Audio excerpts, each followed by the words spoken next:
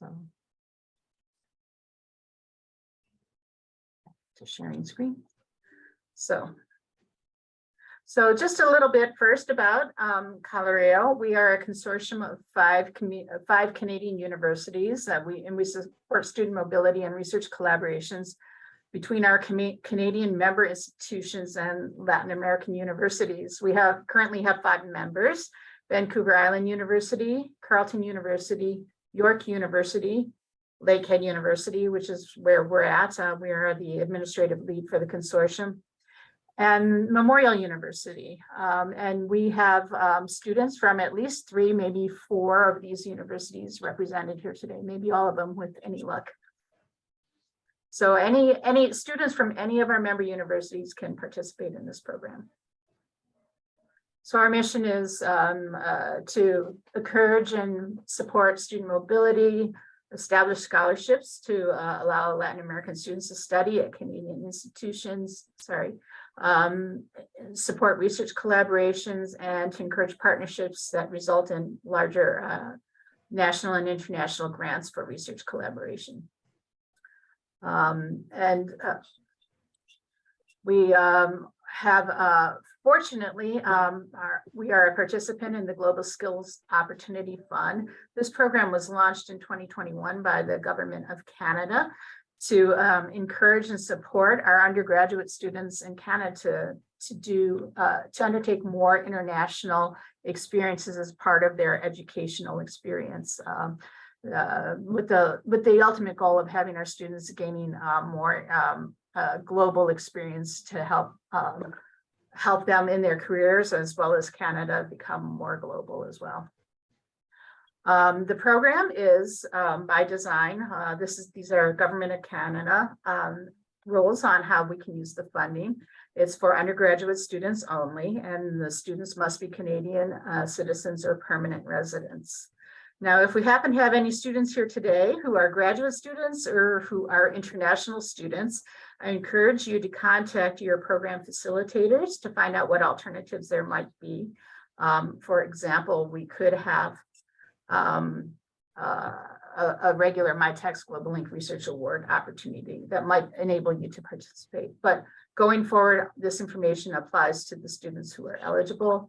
The program also focuses on encouraging students who have not traditionally had access to international experiences or study abroad, just because they face a number of different barriers in participating. These students include low-income students, Indigenous students, and students with disabilities. So the program works very diligently with Canadian universities to develop best practices, to be more inclusive, and to develop the services that the students need to enable them to participate. And of course, the program also is designed to encourage us to send students to non-traditional destinations, which includes Latin America. So this program was really tailor-made for the goals of the CALAREO Consortium. So the project we launched last year in 2022. It goes until the end of, to fiscal year 2025, which, so we have 2 more years left, basically, of operating this program. The funding comes mainly from the Global Skills Opportunity Program, but we also have a co-funding opportunity with the MyTex Global Link Research Award Program. I'll talk a little bit more about that later. And then we have 2 main implementation partners. We have Colombia Challenger Knowledge, or CCYK, which is one of CALAREO's partners, consortium partners in Colombia, and they're a network of 31 accredited universities, and we will highlight some of those today. We also have a partner in Querétaro, Mexico, an association of 6 technical and polytechnic universities. And we are trying to see if we can do another information session with them later on this month. So a little bit more specifically about the International Research Mobility Experience, or IRME.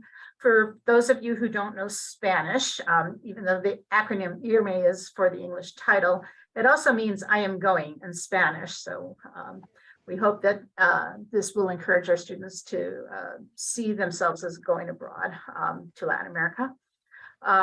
We are going to talk mainly about the medium-term research internships today, which are done in partnership with MyTax, but we do offer a couple of other modalities of mobility as well. For the medium-term research internships, they are full-time research internships. They're intended to be 30 to 40 hours per week for 12 to 16 weeks. You can do them any semester, summer, fall, winter, according to the availability of the host supervisor, of course.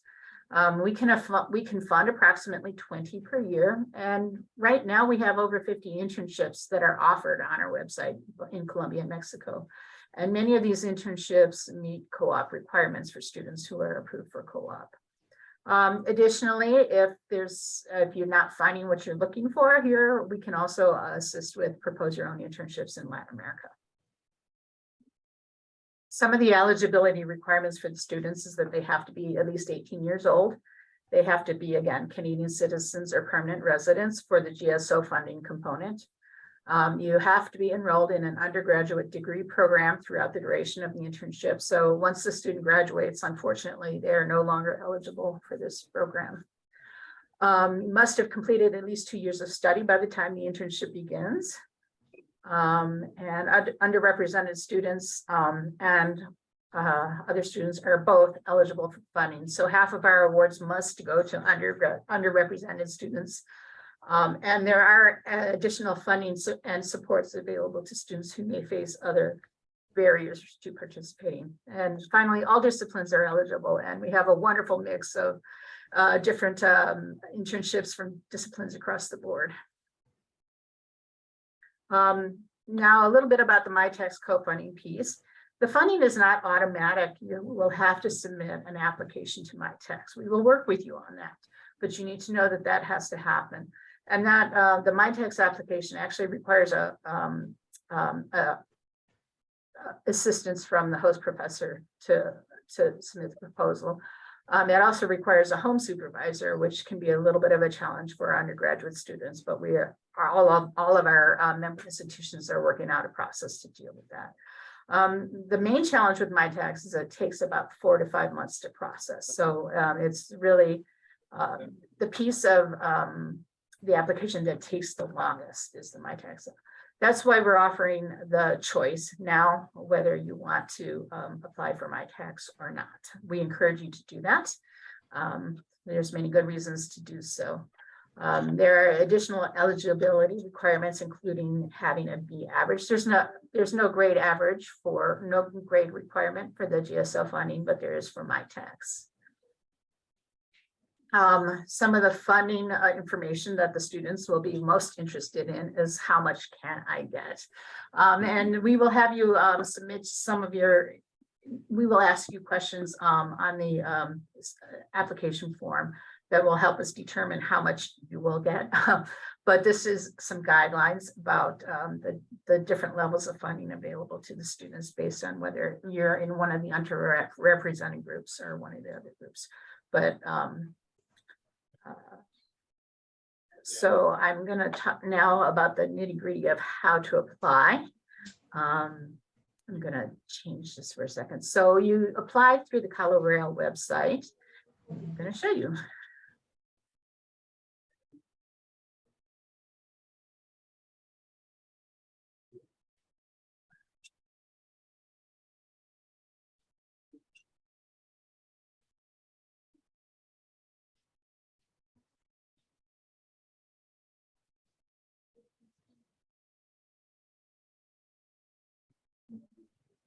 So here's the CALAREO website, what it looks like. For students, if you go to the student tab here on the CALAREO website and go to Outbound to Latin America, this is for Canadian students. It lists the various opportunities for Canadian students here to go abroad. And then the one we're talking about today is the GSO medium-term research internships, and you click on that link and it brings up the website for the applications. So there's all the information about eligibility and the amount of funding. If you come here to research or to the internship opportunities, you can click on this table. I think that's going to open a different screen, so I won't show it to you now. But if you click on this table, it's a searchable database of the 50 plus internships where you can click on and download the fuller internship description as well. This link may change in the near future, so always come to this page to launch this table. The application process, and then the expression of interest this is the application basically. We will ask you to fill out the expression of interest. You need to click on the Google Forms link here, and then you fill out the online form. Before you do so, we will ask you to look at all the internship opportunities and pick up to 3 that you would like to apply for. And then you will need to prepare your resume and a letter of cover letter to apply for each internship that you're interested in. And there's also contact information here. I'm going to go back to the other now.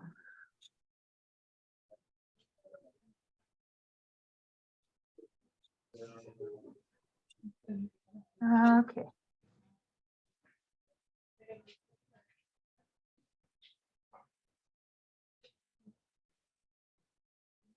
Okay. So keep this presenter's view. There we go. After you submit your expression of interest, as part of the expression of interest, you will be asked questions that will assess your eligibility for the certain levels of funding.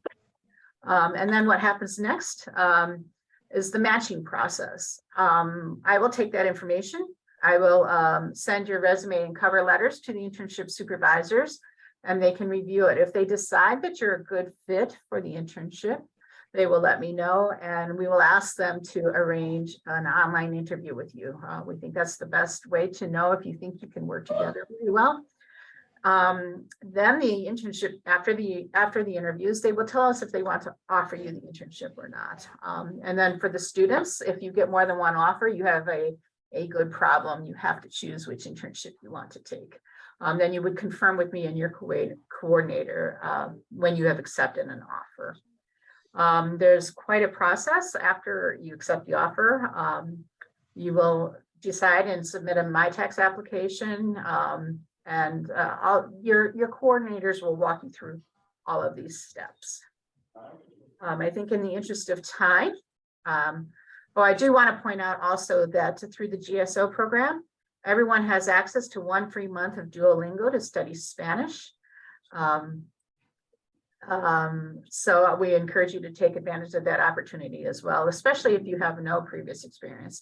Even though most of these internships you can do in English, a little bit of Spanish will go a long way to help you feel comfortable in your country.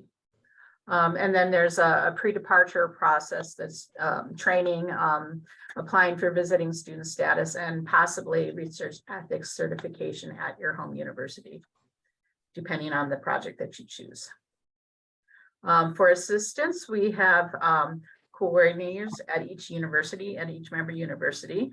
This information is again also on the CALAREO website.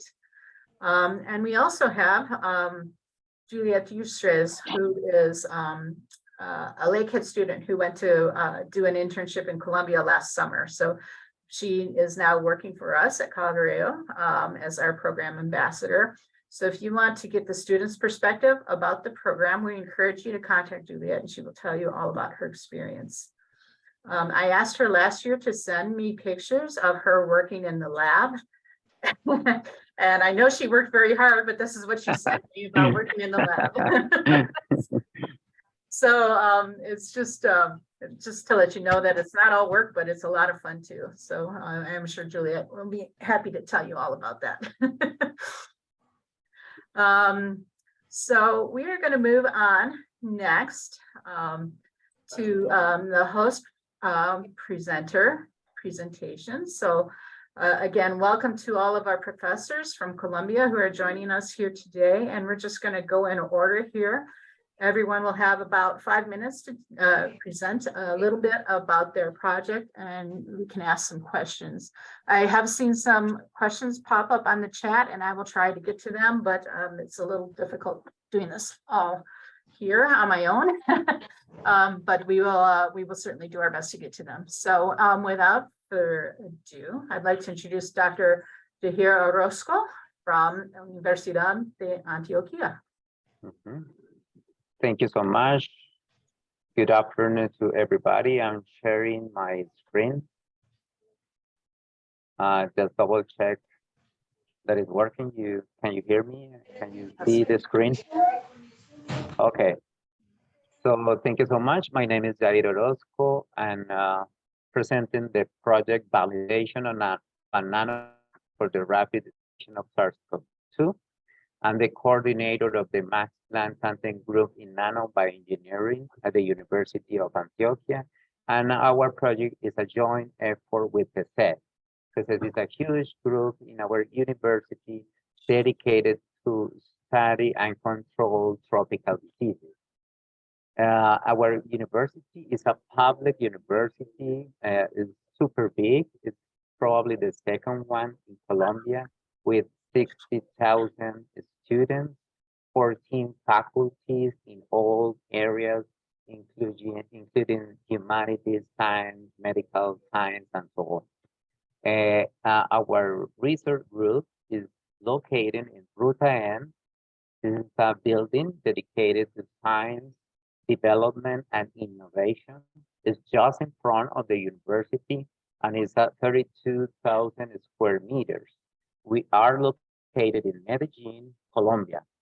Medellin is also a very interesting city because it's offering an architectural intervention that is creating a huge impact on the society. So it's really interesting to visit, and it's one of the hotspots. It's very visited during the whole year for all tourists. In our group, we are materials-based functional platforms for diagnosis of diseases. With diagnosis, I mean some diseases that can be used for diagnosis and intervention. So we have 3 different research lines, one devoted to development of nanoprobes, biosensing platforms, and devices for detection and diagnosis. Another one to study the host pathogen interactions through glycobiology and microarrays, and one more to develop nanocarriers for drug delivery, drug encapsulation, and drug delivery. So we functionalize the carriers with different bioreceptors and direct the therapy to a specific place.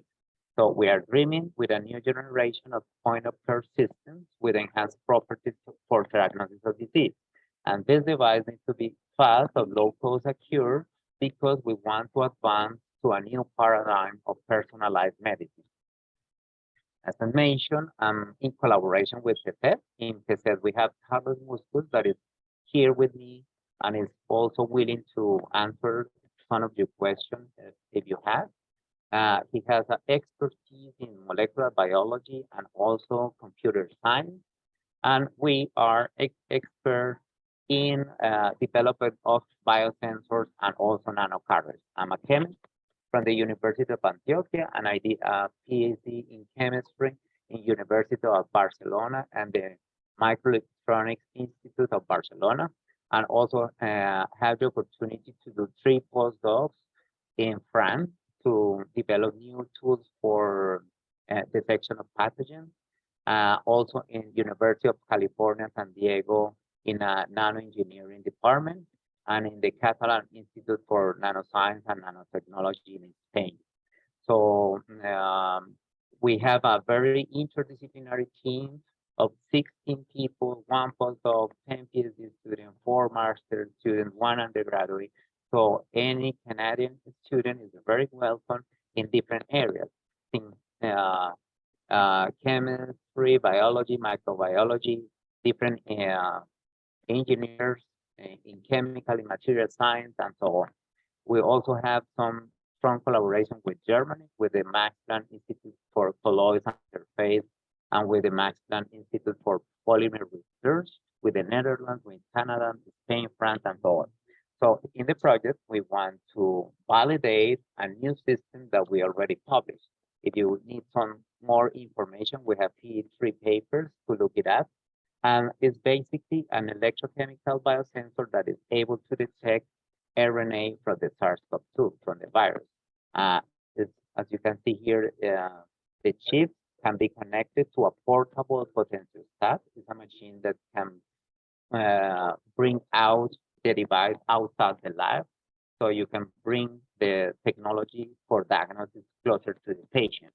So in our next step, we want the internship help us in new computational design in collaboration with TESTED, and also specific verification of some specific probes that we design and different amplification strategies. The purpose here is to detect the RNA from the virus without PCR amplification. And we also have another aim is detect the spike protein from the virus. We already have a proof of concept published here that you can see here. And in the internship, we want to validate this proof of concept with more than 100 samples. So we need help from the Canadian people, from the Canadian students to make PCR and double check that the loading viral is giving us positive or negative results. So he or she will help us in PCR samples checking in the lab. But we also have some options to print homemade chips and also to develop new platforms. So you are very welcome. And also if you have any questions, it's also welcome. Thank you so much, Dr. Orozco. Does anyone have any questions for Dr. Orozco at this time?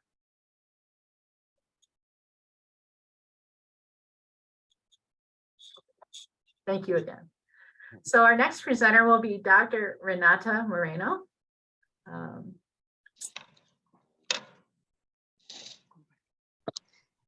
Hi, everybody. Can you hear me? We can hear you, yes. Okay, perfect. Can we share the screen? Let me share the presentation. 1 minute.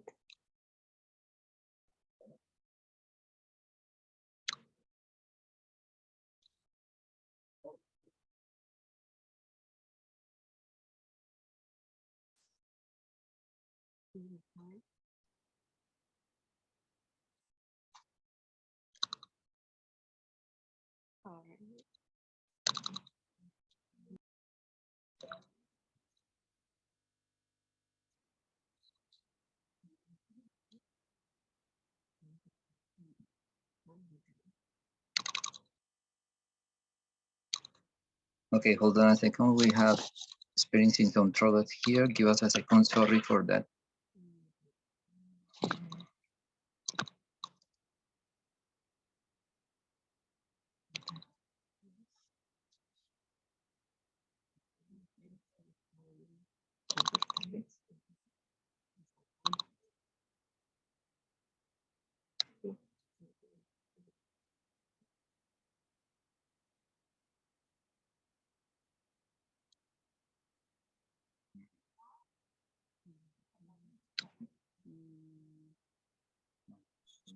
Dr. Moreno, would you like us to come back to you?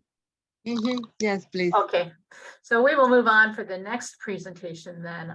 Dr. Oscar Jaime Restrepo, are you available?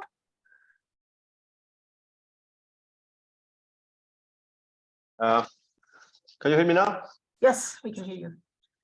Okay, I'm going to present my screen.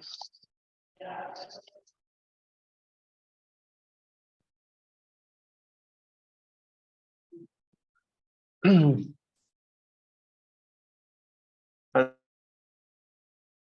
not sure this.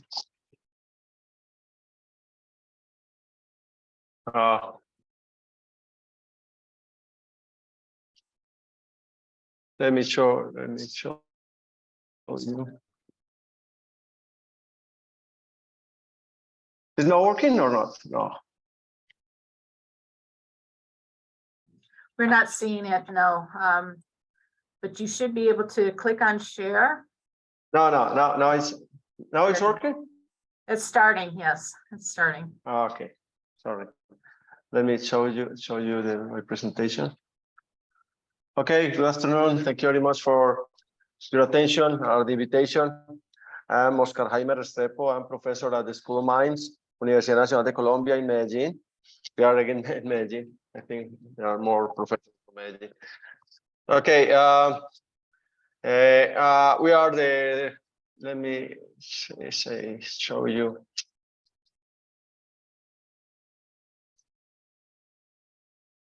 Yes, okay. Okay. The university, our university is Universidad Nacional de Colombia. Our main campus is in Bogota. Bogota is the main campus of the university, but we are in Medellin. We are at the School of Mines. The School of Mines is a school of engineering, really. We have 12 engineering programs. We are, one of the programs is mining and metallurgy engineering. I have some problem with the presentation, sorry. Maybe, yes, now.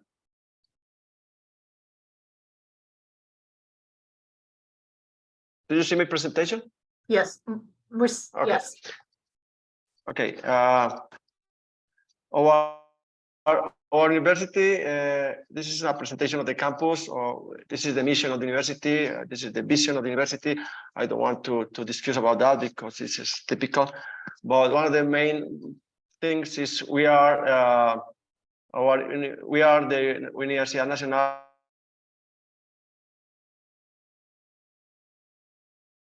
we are present in different 4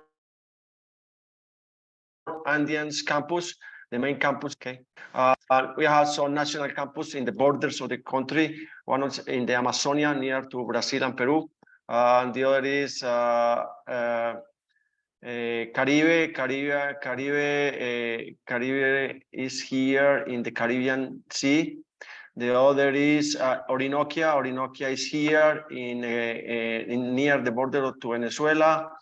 And the other is Tumaco near in the Pacific Ocean near to the border of Ecuador. This is another campus. And we have another campus here, the campus in La Paz. The idea is to cover all the national territory. In all the country, our university has 465 programs, undergraduate and graduate programs. And in Medellin, we have 12 undergraduate programs. Here in Medellin is 28 programs, but here in the School of Mines, we have 12 engineering programs. And in the other program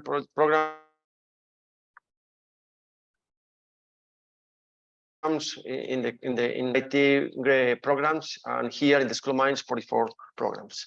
This is the organization of the campus here in Medellin. Medellin, we have the School of Architecture, the School of Science, the School of Agriculture and Science, and the School of Humanities and Economics. And here, my school is the School of Mines. The School of Mines represents 80% of the students here in Medellin.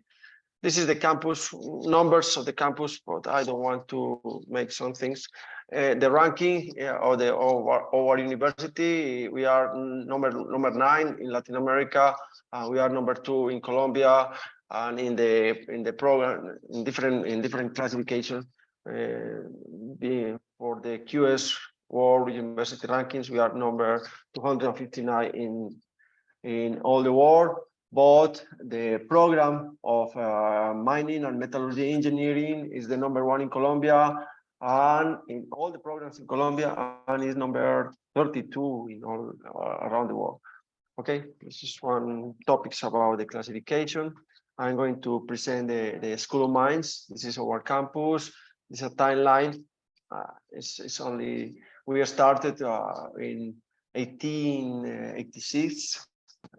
Really, 1887 is the first year of working. That's why we have been working for 135 years, year 136.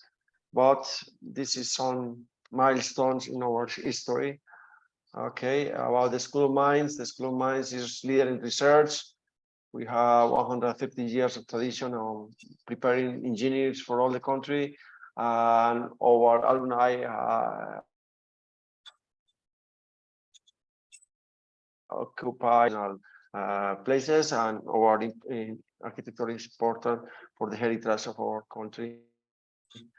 Okay, this is some things about the numbers of the schools, about 12 engineering programs, graduate programs, and here in the campus. Okay, a lot of numbers, but I want to show you about the professors, about the programs, about the different typical programs. This is our engineering program. Really, we are a very traditional school of engineering, civil, mechanical, petroleum, chemical, electrical, control, system, informatics, administrative, industrial, environmental, geological, and my program is mining and metallurgy engineering. I am mining and metallurgy engineering field work we have, okay? Different field works, school works, and this is me. I am mining and metallurgy engineer. I have my master program in environmental engineering. My PhD is in metallurgy and material science, and I work in extractive metallurgy, mining activities, and sustainability in mining. This is the things we are working. Personally, I work in extractive metallurgy, and I am the coordinator of the sustainability group in extractive industries. We belong to the cement and building materials and the minerals institute. This is the field work we have. And in that sense, our idea is to invite to the Canadian students to work in that topics. Artisanal mining. Artisanal mining is a very difficult activity, but it's very important for our country because we produce mining. We produce mines, but our approach is try to give a socio-technical analysis, socio-technical approach to the artisanal activities. Because we have mining, we are trying to do a better action in mining. But you in Canada, you have a lot of experience in mining activities. Our idea is to work with another point of view, try to support small communities, support people, because at least 300,000 families lives about mining in Colombia, and 94% of the gold is produced by artisanal mining and small scale mining. It's a difficult activity that involves a lot of people in the different activities like drilling, blasting, classification, crushing, milling, processing, and granular conditions.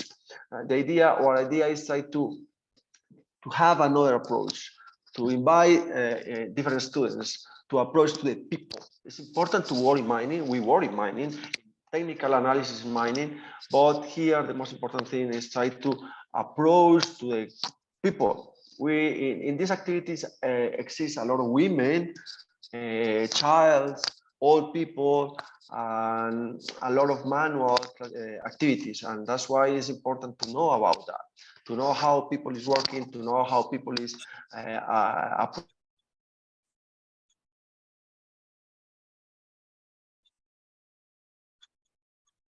approaching to the problem, and to know how we are preparing or offering the possibility to be there working in sustainability activities in that different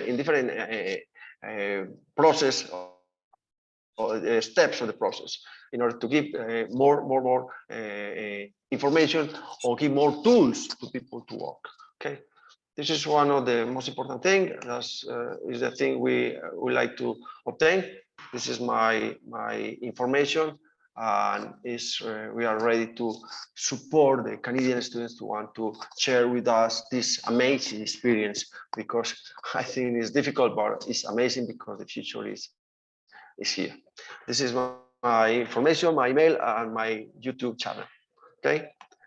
Okay. Thank you very much for your attention. I will be ready to answer any question. Thank you so much, Dr. Restrepo. I apologize. I know 5 minutes is a very short time to try and talk about anything in substance. For our remaining presenters, I would ask that you try and stick to that as closely as possible, just so that everyone has time. Does anyone have any questions for Dr. Restrepo at this time?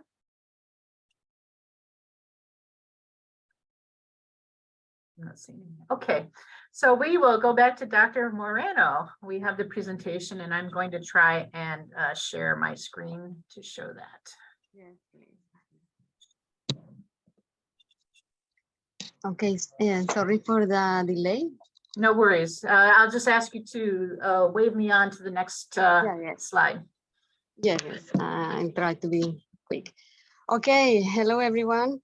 Our research project is called Rural Women and the Energy Transition, Opportunities and Challenges for the Development of Energy Communities in Jamundí Valle, Colombia. And acknowledging that our issue at hand is very complex and multidimensional, we have set up an interdisciplinary team. That's why my partner is an engineer, electrical engineer, and I am a sociologist, but we also have a communication team because we realize communication factors are crucial for this kind of projects with communities. And that's why our internship offer can accommodate a wide variety of students from different backgrounds and disciplines. And this project is funded by the Women's World Bank. And yes, you can go to the next one, please. Okay, about the city and the region where you are going to study, if you like, Cali is it's a city placed in the south occidental area of Colombia. This is a big city for us. We have more or less 1,500,000 people. We have several touristic and environmental activities to spend more time after the research. And also we offer you an interesting campus, academic campus, where we are going to share this project. Okay, next one, please. Okay, the region where our project is located is in Valle de Cauca. This is a region dominated by the sugarcane industry, but Black communities have developed alternative economic systems, agricultural systems based on traditional farms. So that allows for very different products and ways to relate to nature. And women in these traditional farms are very important because they are considered like the keepers of knowledges related to food, to plants, to the power of medicinal plants. And we are trying to support these communities because of their importance for regional sustainability. And we envision this project not as, we don't want to convince them to apply renewable energy systems. We want to support ongoing initiatives, their own projects through energy. That is our strongest field in this university. So we want to support them through energy, but for they can do their own projects. And okay. Next one, please. Thank you. Mm-hmm. We are working with people who have several agricultural projects. Our idea, as my colleague Renata says, is that we can help community to create an energy community. That is an international research novel topic. And also this energy is helping them to increase their life, their incomes, to increase their incomes. And in this process, we've been teaching them about it, helping them to build a community, how to help each other into the community. This way, this is a collaborative project talking about renewable energy systems especially where we have seen that with the resources, local resources, solar photovoltaic is the main resource to apply them. Also, bioenergy systems are being developed with the community. Yeah, so, okay. And yes, so we are looking at different things like technological factors and social factors. That's why we work together, and we do it with the people of the community that are mainly women associations. And in our project, we are implementing capacity building and hands-on workshops. We are doing visits to exchange with other communities that are also working with renewable energies. We believe in the power of networking, and we run discussion groups, and we have conducted energy and social surveys, and we are also conducted an analysis of the context and regulations. Okay, so we are going to have all this data that we expect the intern from Canada can help us analyze it. So some of the contributions of these interns is going to be in analyzing this qualitative data that we are compiling. And we also expect that the student help us comparing different energy and economic models found in energy communities around the world, and identifying enabling factors for the development of energy communities in the international context. So those will be the main task of the students here. And that's it. Thank you. Oh, I'm a couple of, there we go. Couple of slides behind. There we go. Ah, sorry, I Just forgot to one tell you. Okay, Okay. thank you, Dr. Moreno. Very interesting. Okay, our next up, we have Dr. Edgar Virgilio Rincon. Are you here today? Yes. Do you hear me well? Let me stop sharing this one. There you go. And you should be able to share your screen now. Hopefully, yes. So let me know if you see my screen. Not yet. Yep. All right. Not yet. So, no, not yet. Oh, yeah, yeah. Anyways, I can start talking a little bit about our university. Our university is also located in Medellin. Is in the middle of the Andean region. We are in mountains. We are kind of like 1,500 meters above the sea level. And well, we are kind of like a, let's say, high altitude city. Now you can see my screen or not yet? Not yet. Really? All right. So I will try to share it again. Now it's working. Now it's working. Perfect. That's it. You see it? Yes. Or the presentation? Perfect. All right. So the internship I am proposing for you guys in Canada is more oriented on algorithms, programming, and maybe electrical or electronics engineering. So I'm gonna talk a little bit about the university. This is a picture that I took like last week here at the entrance of the university. Our campus is quite green campus. It's quite a big campus, but we have not that much students. I think we are around 1,000 students. This is a private university. It's in the outskirts of Medellin. And well, you have seen, I think, enough about Medellin. Where is it located? Over here, there are a couple of links in case you are interested in more touristy information, I believe.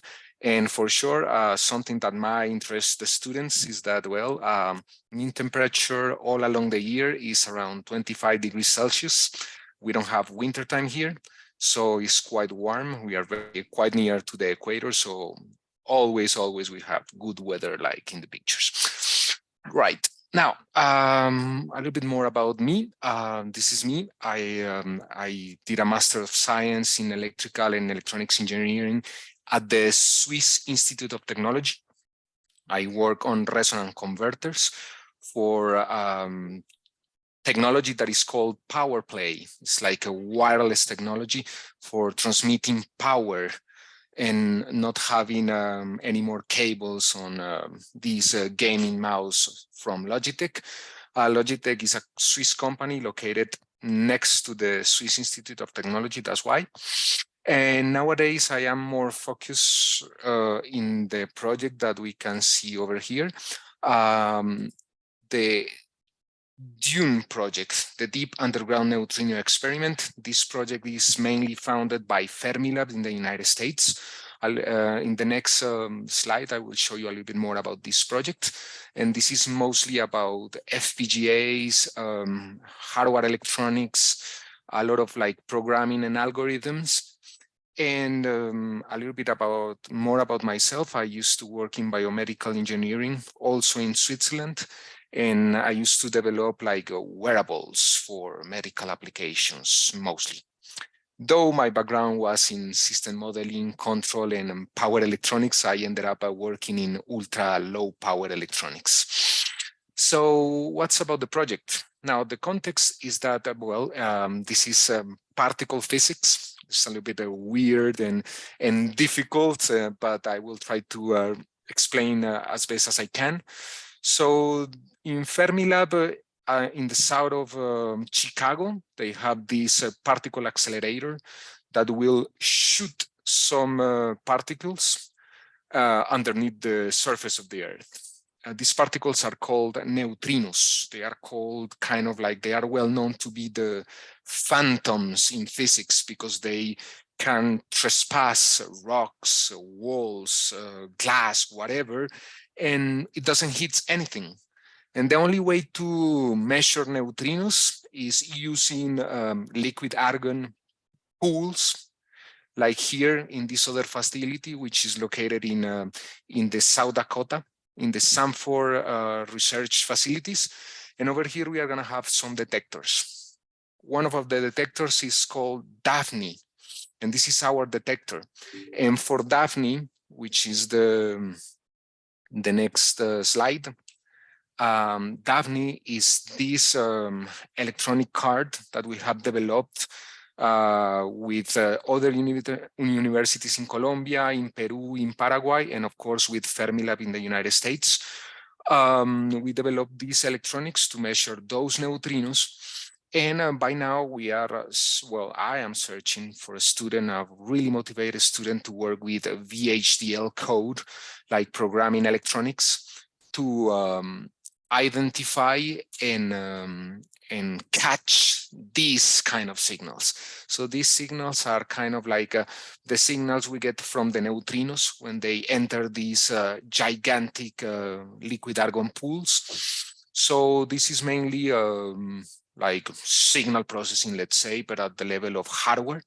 And I'm looking for a person who would like to work in a self-trigger algorithm, so the electronics can identify these type of signals, and the electronics will detect and say, okay, right now we can record these signals, and so this is kind of like a self-trigger algorithm for the previous electronic board.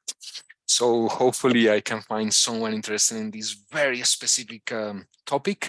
And if you have any questions, just remember that you can contact me by email on the email I had in the presentation. Hopefully later we can send our presentations to Jill so she can share it.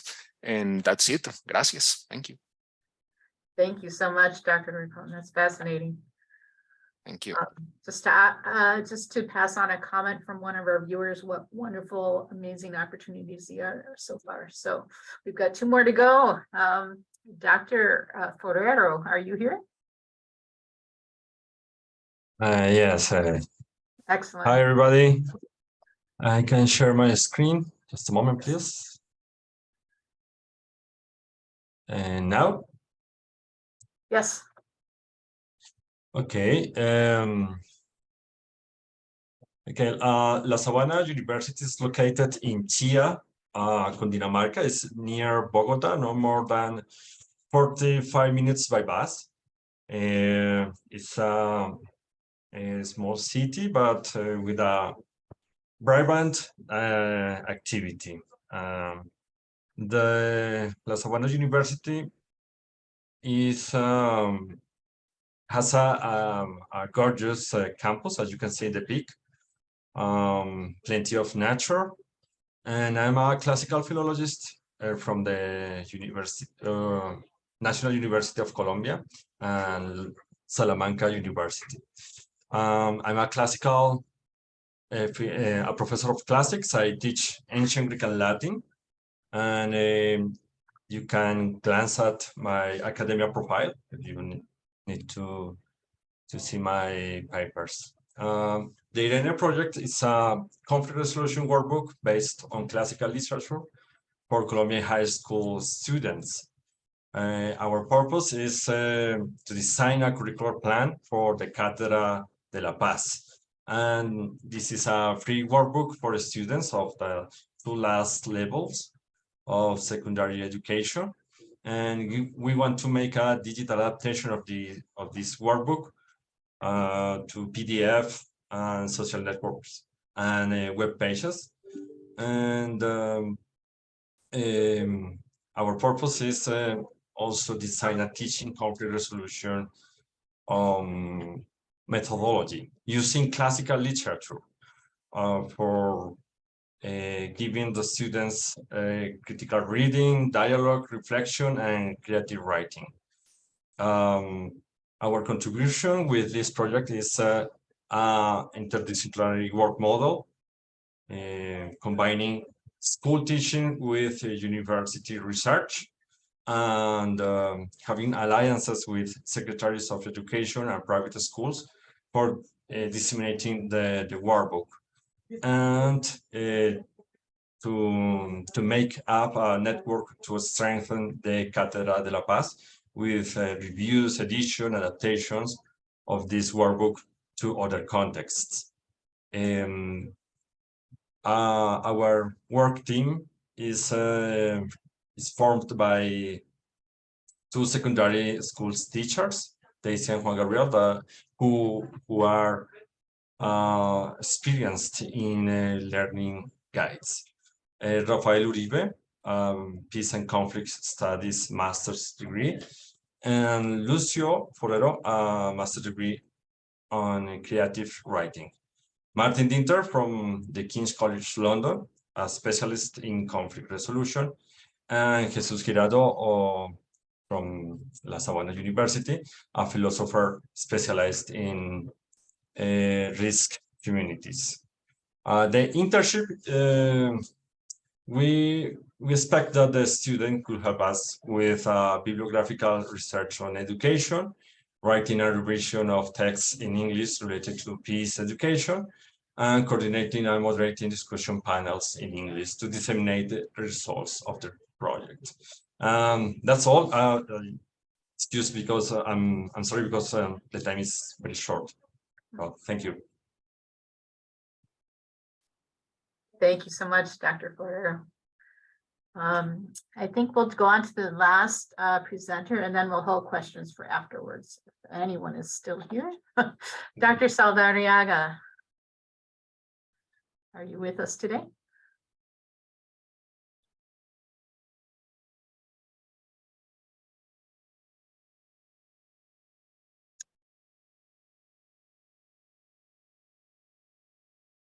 I do not see him as being logged into the Zoom meeting. So I will try and get his presentation. And yes, I echo this. If you can each of you send me your presentations, I will make sure they go up on our website, and students who weren't able to join us today can take a look at them afterwards.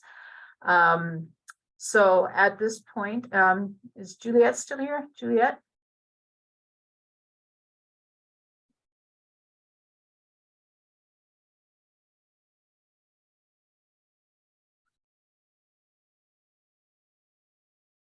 Juliet must have stepped away. So at this point, I think we're at 3 o'clock, and most people have logged out already.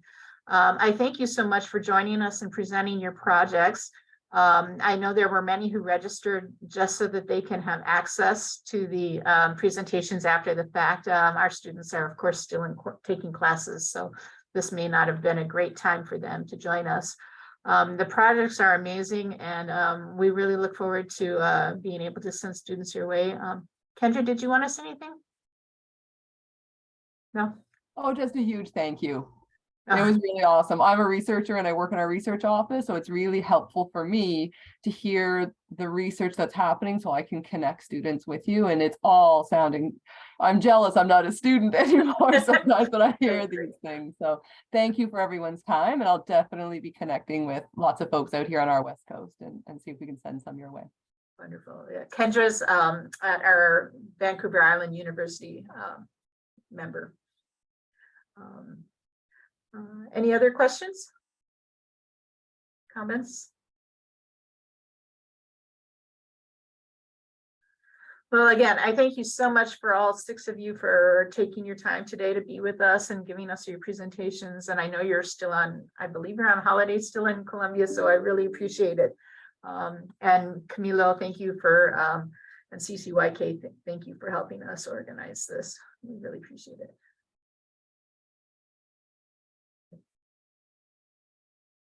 In case anyone doesn't have my email address, I don't know how that's possible, but